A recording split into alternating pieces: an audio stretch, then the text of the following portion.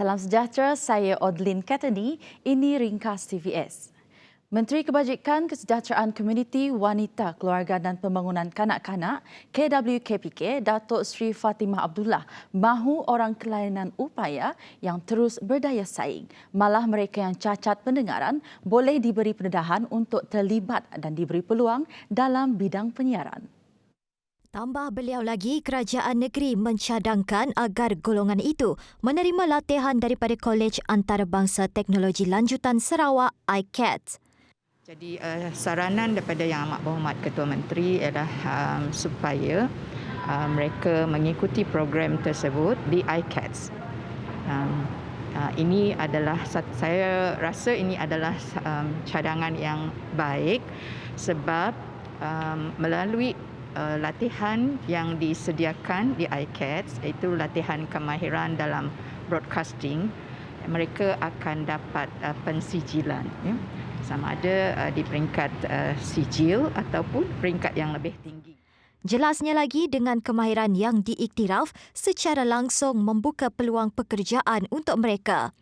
Akhirnya dapat bekerja dalam bidang yang mereka mempunyai potensi dan bidang yang mereka minati. Dan dengan itu mereka dapat berdikari. Majikan pun boleh bayar ikut, ya, sijil yang telah diperolehi. Beliau berkata demikian ketika ditemui pemberita selepas mengadakan kunjungan hormat kepada Ketua Menteri Datuk Patinggi Abang Johari Tun Openg di Wisma Bapa Malaysia pada Jumaat. Sementara itu, Pengerusi Persatuan Orang-Orang Pekak Sarawak SSD Wenderin Khoo ketika ditemui berkata dengan bakat-bakat yang ada, pihaknya bercadang mahu mewujudkan filem di masa akan datang. Just now we did propose certain projects which also involve broadcasting in the future, because we planning to have movie. Okay, because our deaf, they are talented. Some of them they can act, they are involved in drama and performing art as well. Kementerian Kerajaan Tempatan dan Perumahan dengan kerjasama Lembaga Multimedia Sarawak SMA telah memasang lebih 800 unit kamera liter tertutup CCTV di 200 lokasi sekitar Kuching dan Semarahan. SMA is working with the Ministry of Local Government in Kuching. There are 4 councils involved, in which we will have more than 800 cameras and at 200 sites. Yeah, and this today here is one of the sites. Sejajar dengan agenda ekonomi digital yang dibangunkan Ketua Menteri Sarawak Datuk Patinggi Abang Johari Tun Openg, langkah ini merupakan salah satu usaha bagi merancakkan pertumbuhan ekonomi melalui konsep bandar pintar.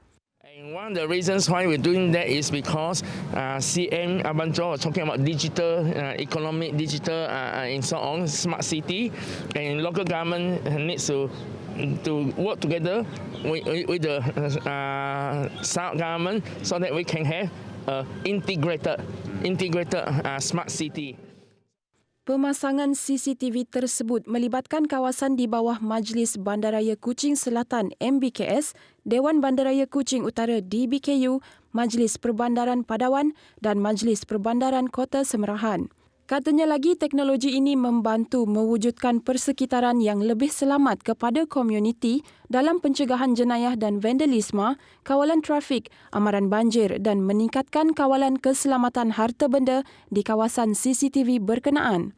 Segala maklumat yang diperoleh melalui Smart City CCTV akan disalurkan kepada Pusat Operasi Bersepadu Sarawak SIOC sebelum diagihkan kepada badan-badan berkuasa yang terlibat.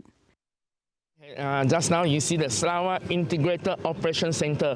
That means that all this information will go to one place, and from there it go to different agency, be it the local government, be it the police, be it so on. Sementara itu, rata-rata penduduk sekitar menerima baik pendekatan ini. Setuju. Setuju sebabnya satu untuk info untuk game dan sesak, kedua untuk jenayah. Ya jalan. Dapat susah sebabnya macam dia dapat membantu macam jenayah-jenayah ke yang kes lagut ke bukannya ada CCTV, jadinya kita dapat pandu dia lah. Tentera Darat Malaysia (TDM) mahu meningkatkan kemudahan pengawasan di sempadan khususnya di kawasan jajahan Medan Timur. Di Sarawak, kata Panglima Medan Timur Tentera Darat, Lieutenant General Datuk Marzuki Muhammad, kemudahan yang ada sekarang masih tidak mencukupi. Jelasnya kemudahan ini mempengaruhi keselamatan orang awam terutama di kawasan sempadan serta jalan tikus. Kebanyakan aset yang kami perlukan adalah untuk tentera darat, untuk benteng ni pun pertama sekali macam dari segi aset-aset untuk surveillance macam drone dan sebagainya, insyaAllah. Macam sekarang ni aset yang kami ada tu tidak mencukupi untuk kami melaksanakan tugas dengan lebih. Jadi dengan adanya aset contohnya motosikal, contohnya macam SUV atau 4x4 ke, jadi akan memudahkan lagi kami untuk bergerak lebih jauh dan banyak lagi kawasan yang boleh kami kawal. Beliau berkata demikian ketika ditemui pemberita selepas mengadakan kunjungan hormat kepada Ketua Menteri Datuk Patinggi Abang Johari Tun Openg di Wisma Bapa Malaysia pada Jumaat. Tambah beliau lagi, Kerajaan Sarawak telah bersetuju untuk bekerjasama dalam menyediakan kemudahan itu. Kerajaan Negeri Sarawak bersetuju untuk membantu kami dalam menentukan benda ini. Dan perkara ini insyaAllah saya rasa apabila dapat ini jadi mudah. Kita nak kawal seluruh kawasan ada 1000 km lebih, tak mampu. Tapi kita, pasal itu saya kata campur dengan aset, kita perlu susun dengan strategi kami dan insyaAllah saya rasa pengekangan keselamatan di kawasan sempadan boleh kita bertingkatkan. Sementara itu, tujuan kunjungan beliau juga bagi memperkenalkan diri kepada Ketua Menteri. Untuk rekod, beliau mula bertugas pada 20 November 2020 menggantikan Panglima Medan Timur Tentera Darat yang lalu iaitu Lieutenant General Datuk Muhammad Zakaria Yadi. Dalam tempoh 4 tahun, jaringan terputus laluan pesisir antara Sebuyau dan Triso akan dilengkapi Jambatan Batang Lupa. Majlis Berjatanah Projek Pembinaan Jambatan Batang Lupa akan diadakan pada 18 Februari depan. Demikian kata Menteri Muda Infrastruktur dan Pembangunan Pelabuhan, Datuk Julaihi Narawi.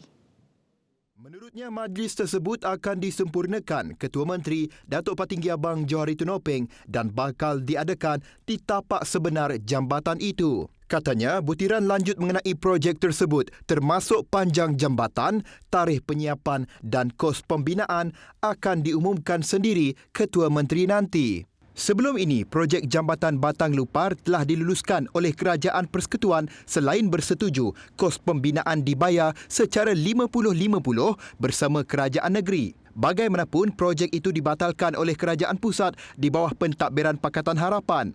Namun kini Kerajaan Negeri mengambil inisiatif untuk meneruskan projek itu yang dibiayai secara penuh demi kesejahteraan rakyat di negeri ini, khususnya di kawasan pesisir.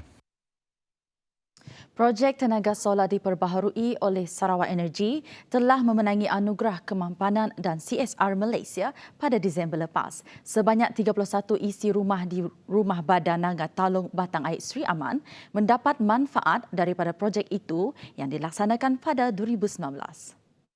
Sarawak Energy dalam satu kenyataan berkata Rumah Bada terletak 40 km dari jeti Batang Air. Kawasan itu hanya boleh dihubungkan melalui bot dan mengambil masa selama 5 jam. Kemenangan tersebut menunjukkan bahawa Sarawak Energy begitu inovatif dalam usaha untuk menyediakan bekalan elektrik kepada komuniti di pedalaman Sarawak. Projek bernilai 1.45 juta ringgit itu telah dimulakan pada Jun 2018 dan siap pada Mei 2019. Pasukan Gerakan Am PGA Brigade Sarawak melumpuhkan pembalakan haram di Naga Lupus di Kanowit, Sibu selepas berjaya merampas kira-kira 300 tan kayu balak yang dianggarkan bernilai RM556,990. Selain 300 tan metrik kayu balak pelbagai saiz, 3 buah jengkaut, sebuah set jana kuasa dan sebuah mesin pam air turut ditemui pada operasi berkenaan. Komander PGA Brigade Sarawak Senior Assistant Commissioner Mancha Atta berkata, 2 lelaki telah ditahan bagi membantu siasatan. Kesemua penemuan tersebut dirampas dan diserahkan kepada Jabatan Hutan Sarawak Wilayah Sibu untuk tindakan lanjut.